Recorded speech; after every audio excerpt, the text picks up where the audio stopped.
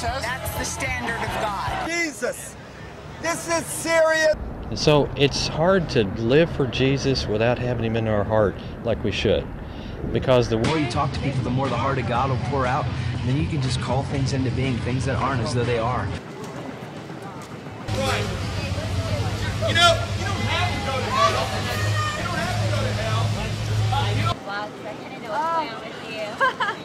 Preaching is a command. The message is obey Jesus Christ, who died, was buried, and raised. Well, this is going to cause a reaction, and that's what God wants, because, see, it's because... Religion, it's not a church. It's a relationship with Jesus Christ. Well, that's the hard part, is, you know, we can't really look for results, because I don't have any power to convert anyone, or really to influence anyone. Only God can touch the heart. Only God can save people. I've talked with some of them, and I'm not going to judge them. I know that from what they say, they're doing it out of love, and I'm sure they are. Why else would they come to our campus every day and invest in it so much? And it's hard because you want to point them the right way. You want to encourage them and get them out preaching and sharing their faith, but most Christians don't share their faith today. If they do, it's a very low-key type of thing, which is okay, but you know, they're critical of the method that we use, which we believe is biblical. When I saw him for the first time, I felt that it wasn't an effective way.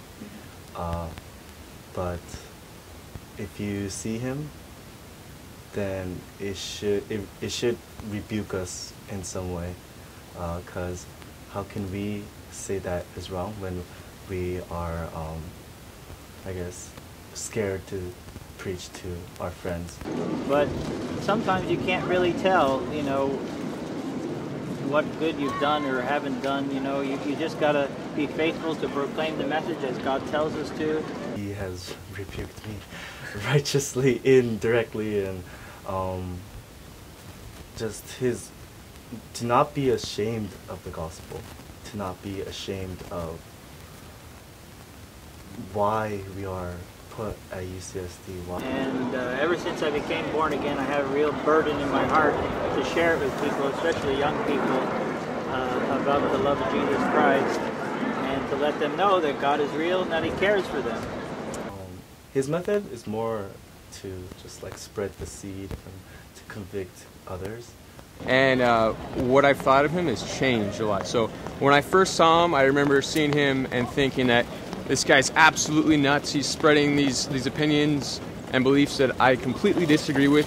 And so it went from, you know, seeing him as a hindrance or a help to, you know, actually respecting someone for their opinion and for acting on their beliefs. So we have to go out, and we know it looks foolish, you know, when you come out and stand up and raise a sign and yell at people all day, but you know, it plants seeds in people's hearts, and when your own kind, your own people are attacking you, that kind of hurts, you know.